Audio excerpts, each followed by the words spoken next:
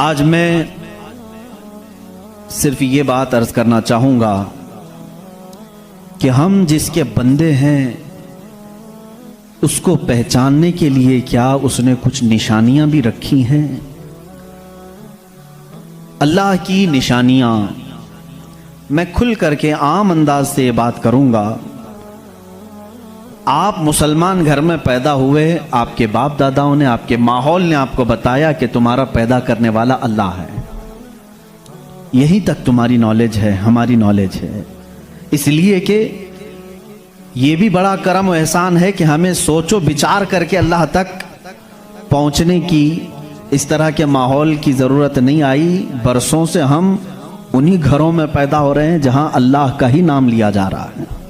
لیکن میں سارے انسانوں کے لیے خطاب کر رہا ہوں، اس روئے زمین پر رہنے والا، چاہے وہ یہودی ہو، عیسائی ہو، ہندو ہو، سکھ ہو، جو بھی ہو، میں سب سے آج یہ بات کہنا چاہوں گا۔ دنیا کا ایک فارمولہ ہے کہ بغیر کسی کے بنائے کوئی چیز نہیں بنتی، خود سے کوئی چیز نہیں بنتی، تو یقیناً ہمیں بھی کسی نے بنایا ہی تو ہے۔ ہم چھوٹی سی چھوٹی چیز کو دیکھتے ہیں، ان کو کوئی بناتا ہے، خود سے کوئی چیز نہیں بنتی۔ سائنس کے اسٹوڈنٹس بھی ہوں گے ہمارے ساتھ، اور جو سائنس کو پڑھتے ہیں ان کی جو تھیوریاں ہیں سائنسدانوں کی، وہ کیا کہتے ہیں کائنات کیسے وجود میں آ گئی۔ وہ ملحد ہوں گے جو کہتے ہیں، بے دین لوگ ہوں گے جن کا کوئی دین ہی نہیں، جو کہتے ہیں کہ اچانک دنیا بن گئی اور اچانک ہی ختم ہو جائے گی۔ ایسا کیسے ہوگا؟ ایسا کیسے ہوگا؟ اچانک دنیا بن گئی اور اچانک ختم ہو گئی، کوئی نہیں ہے اس کے آگے پیچھے۔ میرے عزیزو، جو غور و فکر کرنے والے سائنسدان ہیں وہ بھی اب اس نتیجے پر پہنچے ہیں کہ دنیا میں ایک بہت بڑا دھماکہ ہوا تھا کئی ارب سال پہلے، کئی لاکھ سال پہلے، ان کے اعتبار سے، ان کے علم کے اعتبار سے، جس کو یہ بگ بینگ کہتے ہیں۔ بگ بینگ کیا چیز ہے؟ تو سائنسدان یہ کہتے ہیں کہ کئی سالوں تک اس روئے زمین پر صرف سمندر تھا، اور سمندر میں بھی جو گیس ہوتی تھی وہ سب ہائیڈروجن، اور صرف 99% ہائیڈروجن اور 1% صرف آکسیجن کا یہاں پر وجود تھا، جس کی وجہ سے کوئی دوسرا زندہ رہ نہیں سکتا تھا۔ یہ سائنسدانوں کی تحقیق ہے۔ اس کے بعد پھر انہوں نے یہ کہا کہ ایک دھماکہ ہوا اور سمندر سے، پانی سے ہر چیز بنتی چلی گئی، پانی سے بنتی چلی گئی۔ یہ 21ویں صدی میں بات کی جا رہی ہے، یہ بات 21ویں صدی میں کی جا رہی ہے، اور سائنس کے وجود کی تاریخ میں اگر آپ جائیں گے تو زیادہ سے زیادہ کہ 400 سال پہلے تک کی تاریخ ہوگی۔ 16ویں صدی میں، 17ویں صدی میں، 17ویں سینچری میں سائنس کی کچھ نہ کچھ چیزیں ایجاد ہونے لگی، جس کو آج ہم سائنس کہہ رہے ہیں۔ اور قرآن میں مولا فرماتا ہے وَجَعَلْنَا مِنَ الْمَاءِ كُلَّ شَيْءٍ حَيٍّ، ہم نے ہر چیز کو پانی سے بنایا ہے۔ یہ رب تعالیٰ فرما رہا ہے، اس کا قرآن عظیم گواہی دے رہا ہے۔ قرآن کس زمانے میں اترا وہ بھی آپ کے ذہن میں ہونا چاہیے، کس زمانے میں قرآن آیا ہے یہ بھی آپ کے ذہن میں اچھی طرح سے فٹ ہونا چاہیے، تاکہ اب سائنس کی تحقیقات اور اس زمانے کو میچ کر کے دیکھ سکیں آپ۔ قرآن اس زمانے میں آیا ہے جہاں یورپ میں لوگ جانوروں کے ساتھ رہتے تھے۔ امریکہ کا تو انکشاف بھی نہیں ہوا تھا، امریکہ نام کا کوئی ملک ہے یہ پتہ بھی نہیں تھا لوگوں کو۔ جتنی دنیا تھی اس میں سب سے زیادہ تہذیب والا ملک، تمدن والا ملک ایران تھا، عرب تھے، روم تھے، باقی سب تو بچھڑے ہوئے لوگ تھے۔ روم، ایران اور عرب کو اس زمانے میں تہذیب والا کہا جاتا تھا۔ ان کی تہذیب کا عالم یہ تھا کہ جب میرے آقا صلی اللہ تعالیٰ علیہ وسلم مدینہ طیبہ میں تشریف لائے، یہ بہت بڑے تہذیب والوں کی بات میں کر رہا ہوں، یعنی بہت نالج رکھنے والوں کی بات کر رہا ہوں۔ اتنا نالج تھا کہ جب میرے آقا مدینہ میں تشریف لائے تو صرف 6 لوگوں کو لکھنا آتا تھا۔ یہ بڑے تمدن والے لوگ تھے، بڑے نالج والے لوگ تھے۔ اس زمانے کا علم یہاں تک پہنچا ہوا تھا میرے عزیزو باقی یورپ وغیرہ کا حال تو بہت ہی بدتر تھا، یہاں تک کہ آبادی کیسے بنائی جائے یہ سلیقہ اسلام نے بتایا ہے، روڈ تک بنانے کے طریقے، راستے کیسے بنتے ہیں یہ بھی کوئی علم نہیں تھا پہلے، لوگ ستارے دیکھتے تھے اور چلتے جاتے تھے۔ یا آج جو روڈ بنے ہوئے ہیں اس کی ایجاد ہی سیدنا عمر فاروق نے کی ہے رضی اللہ تعالیٰ، کہ عام ایک راستہ ہونا چاہیے، ہائی وے ہونا چاہیے، اس کو پکا بنانا چاہیے کہ لوگ اسی سے گزریں۔ آج آپ کو راستے اتنے بنے ہوئے ہیں اسی لیے کوئی تارا نہیں دیکھتا، صرف سامنے دیکھتے ہیں، اب تارے دیکھیں گے تو پھر بڑا مسئلہ ہو جائے گا۔ اس زمانے میں تارے دیکھ کر کے چلتے تھے۔ عزیزان گرامی، یورپ کا حال اس زمانے میں یہ تھا کہ نالج نام کی کوئی چیز نہیں تھی، وہ لوگ انت وشواس، جیسے آج بھی ہمارے ہاں کچھ لوگوں میں موجود ہے، اندھا یقین، ان چیزوں پر بہت عمل کرتے تھے، جیسے اپشگن ہو جانا، یہ تمام معاملات میں بہت وہ آگے تھے، حتیٰ کہ بیماریوں کو بھی وہ بیماری نہیں سمجھتے تھے۔ جیسے آج یورپ جادو ٹونے پر یقین نہیں رکھتا، ہر چیز کو بیماری کہتا ہے، اس زمانے میں ہر بیماری کو وہ جادو سمجھتے تھے، شیطان سمجھتے تھے، بیماری کا ان کو ادراک بھی نہیں تھا۔ اسلام میں جو فقہا پیدا ہوئے، جو اطباء پیدا ہوئے، جو سائنسدان پیدا ہوئے، انہوں نے بیماری کے متعلق بہت سارے تحقیقات پیش کیے۔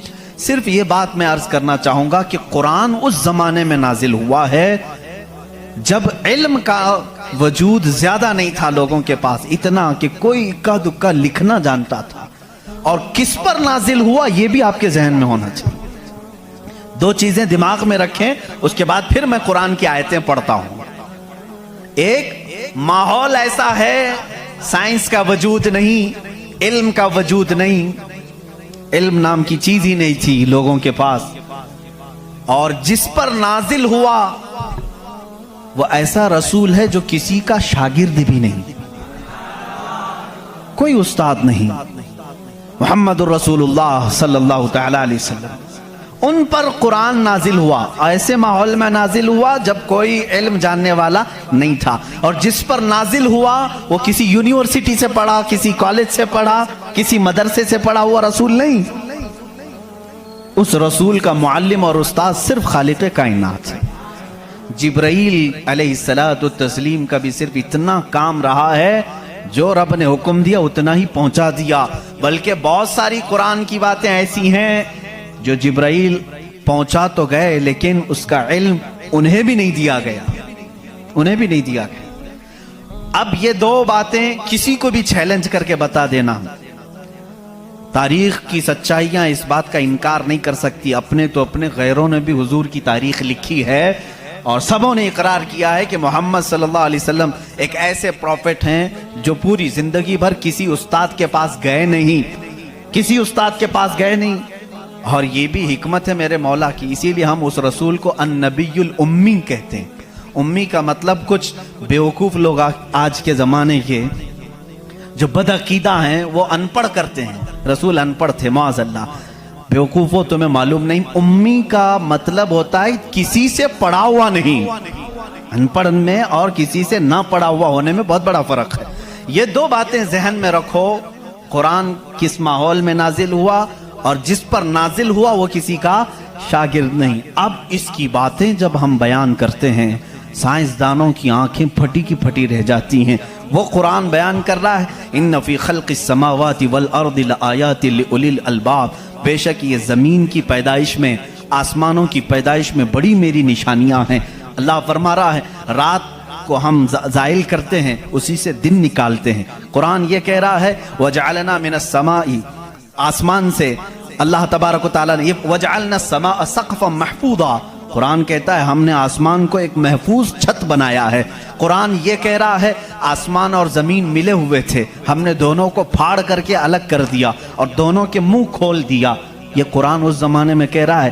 علم فلکیات جس کو آسٹرونومی کہتے ہیں، علم ارضیات جس کو جیو فزک کہا جاتا ہے، زمین کے معاملات، آسمان کے معاملات جاننے والا اس زمانے میں کوئی نہیں۔ اس وقت قرآن کہہ رہا ہے آسمان و زمین ملے ہوئے تھے، ہم دونوں کو پھاڑ دیے، ہم نے ان دونوں کو پھاڑ دیا اور دونوں کے منہ کو کھول دیا۔ اب کا سائنس کہتا ہے زمین و آسمان کو دیکھنے کے بعد ایسا لگتا ہے کہ یہ گیلیکسی میں ملا ہوا ایک سیارہ تھا، اور یہ پھر زمانے کے بدلتے بدلتے آسمان الگ ہو گیا، زمین الگ ہو گئی۔ اب کا سائنس یہ کہتا ہے، اور پھر یہ بند نہیں ہے جیسے ہماری چھت بند ہے، اوپر سے پانی ڈالو تو نیچے کچھ نہیں آئے گا، نیچے کے فرشی بھی بند ہے، نیچے زمین سے کوئی چیز یہاں مسجد میں نہیں نکلے گی۔ سائنس اب یہ کہہ رہا ہے آسمان میں جگہ جگہ سوراخ ہیں، منہ کھلا ہوا ہے، زمین میں بھی جگہ جگہ سوراخ ہیں، دکھنے والے نہیں، یہ کھلا ہوا ہے۔ اس کا مطلب میں بھی سمجھ نہیں پایا تھا، آسمان کھلا ہوا ہے، زمین کھلا ہوا، منہ کھلا ہوا ہے، کیا مطلب؟ کہا کہ اللہ تعالیٰ جب چاہے آسمانوں پر پانی ڈالے تو اپنا منہ کھولتا ہے، بارش برستی ہے، اور زمین کا منہ کھلا ہے، اس کا مطلب یہ ہے تم جہاں پر بھی جتنی گہرائی میں بھی زمین کے بیج ڈالو، اس کا منہ کھلا ہے، وہ سینہ پھاڑ کر باہر آتا ہے۔ اگر زمین بند ہوتی تو کوئی چیز زمین سے باہر نہیں نکلتی، زمین سے کوئی چیز باہر نکلتی ہے، اس کا مطلب ہے کہ ان کے منہ کھلے ہوئے ہیں۔ سائنس نے اب بھی کہا کہ آسمان کا منہ کھلا ہوا ہے، زمین کا منہ کھلا ہوا ہے۔ قرآن کس ماحول میں نازل ہوا ہے؟ جب سائنس کا وجود نہیں۔ ہاں اگر تم یہ کہتے شاید محمد صلی اللہ تعالیٰ علیہ وسلم بہت بڑے کسی سائنسدان کے شاگرد ہوں گے تو تمہارے تاریخ لکھنے والے ہی تمہارے چہرے پر زناٹے دار تھپڑ ماریں گے، اس لیے کہ وہ رسول اپنی 63 سالہ زندگی میں کبھی کسی کے شاگرد نہیں ہوئے، حتیٰ کہ سید الملائکہ کے بھی وہ شاگرد نہیں ہوئے۔ قرآن یہی کہہ رہا ہے زمین کی پیدائش میں، آسمان کی پیدائش میں میری نشانیاں ہیں۔ عزیزان گرامی، اب میں وہ نشانیاں گناؤں بہت طویل وقت درکار ہے۔ کبھی آپ نے محسوس کیا کہ آسمان اللہ کی نشانی ہے؟ اللہ کی نشانی ہے۔ دیکھیں یہاں سب سے بڑی بات، قرآن میں کئی جگہوں پر یہ بات آئی ہے، افلا تتدبرون، افلا یتدبرون، افلا تعقلون، افلا تتفکرون۔ اس کا مطلب ہوتا ہے کیوں تم غور و فکر نہیں کرتے، کیوں تم سوچتے نہیں، کیوں تم تحقیق نہیں کرتے، ریسرچ نہیں کرتے؟ رب تعالیٰ بار بار یہ فرما رہا ہے۔ یہ کس کے لیے ہے؟ میں ان لوگوں کے لیے کہتا ہوں جو ایک خدا کو چھوڑ کر کروڑوں کے سامنے جھک رہے ہیں۔ میں ان سے کہتا ہوں تم سوچتے کیوں نہیں؟ کون ہے تمہیں پیدا کیا ہے؟ کون ہے جو تمہیں بنایا ہے؟ قرآن دعوت دے رہا ہے ان کو سوچنے کی۔ میرا یقین یہ کہتا ہے جو بھی انسان اس کائنات میں ہے، اللہ نے اسے اتنی عقل ضرور عطا کی ہے کہ اگر وہ سوچنے پر آ جائے تو اپنے رب تک ضرور پہنچے گا۔ اگر وہ غور و فکر کرنے پر آ جائے تو جھوٹے خداؤں کو چھوڑ دے گا۔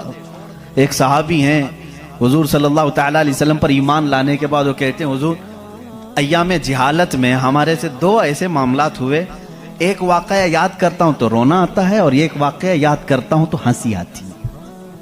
جہالت میں ہم کچھ ایسے کام کرتے تھے اسلام لانے سے پہلے کہ ایک واقعہ ایسا ہے کہ ہم رو پڑتے ہیں یاد آتی ہے تو، اور ایک واقعہ ایسا ہے کہ وہ یاد آتی ہے تو ہنس پڑتے ہیں۔ حضور نے پوچھا وہ دونوں کیا ہیں؟ انہوں نے کہا جہالت میں جب ہمارے گھر بیٹی پیدا ہوتی تو ہم اس کا گلا مروڑ کر دفن کر دیتے تھے، ہم نے اپنے ہاتھوں سے کئی بچیوں کو دفن کیا، وہ جب بھی یاد آتا ہے تو رو پڑتے ہیں، رونا آتا ہے۔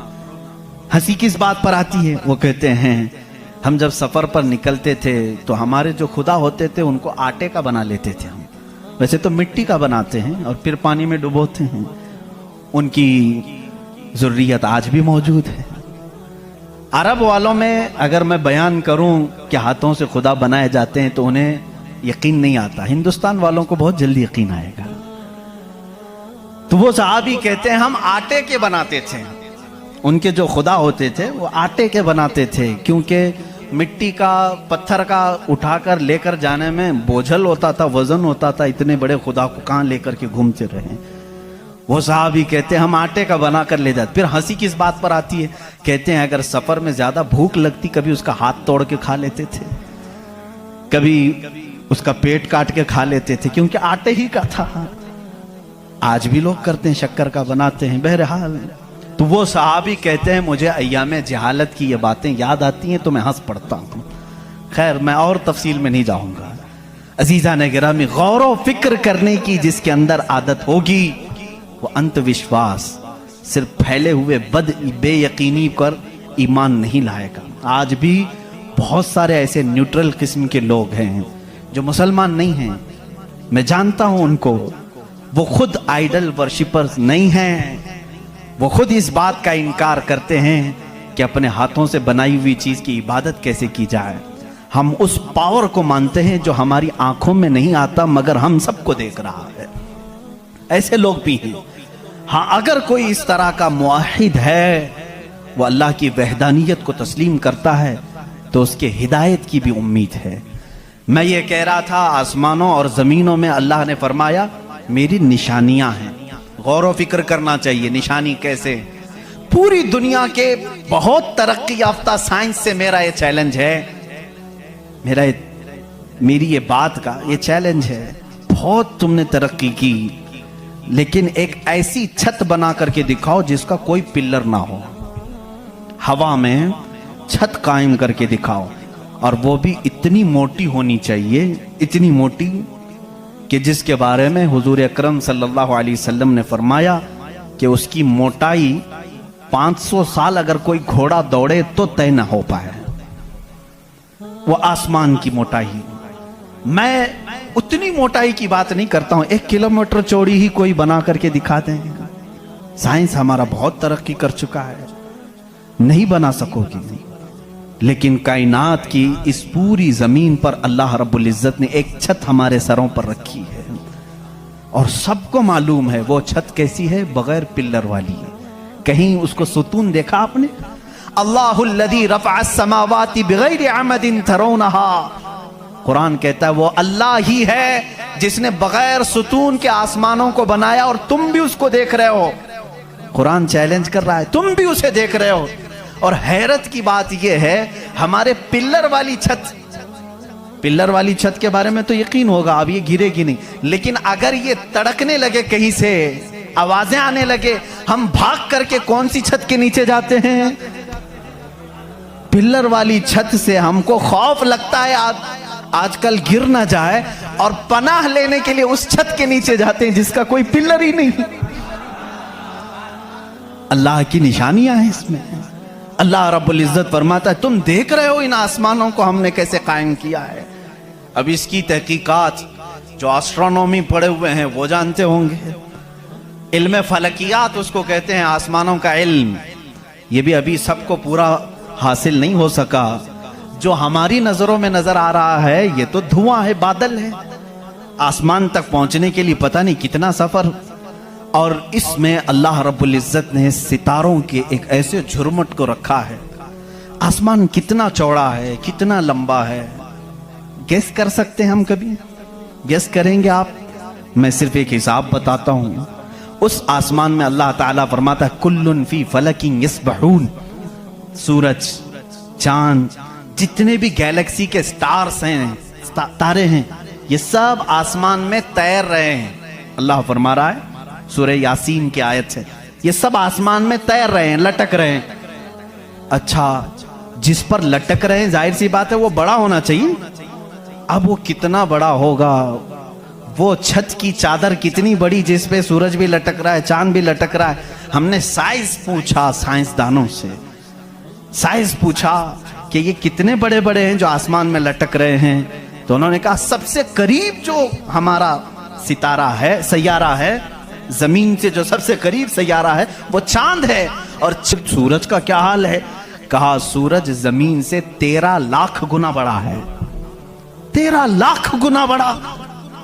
अब यहां हमारी अकलें शशदर हो जाती हैं, किसी के पास कैलकुलेटर भी नहीं, कितना हिसाब करें?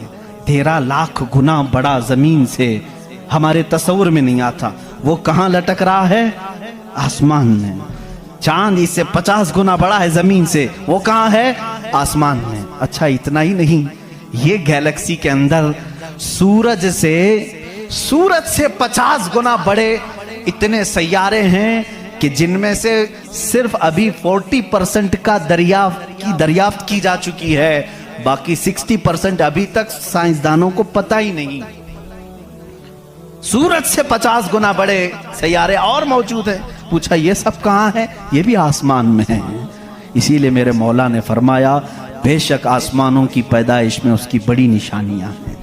अब मेरे अजीजों आओ तुम्हें अपने घर की छत डालने के लिए कितने दिन लगते हैं, कितने वर्कर लगते हैं, कितने मजदूर लगते हैं, क्या क्या इसके लिए सामान लगते हैं, ये सब तुम्हें मालूम है। जिन्होंने छतें डाली, अब इतनी बड़ी छत जिसने कायम की है, जिसमें लाखों गुना बड़ा जमीन से सूरज भी है, चांद भी है, गैलेक्सी के और स्टार्स हैं, वो खुदा फरमा रहा है आसमान को, जमीन को किस तरह से उसने बनाया। कुरान में है सिर्फ 6 दिन में इन दोनों की पैदाइश हुई।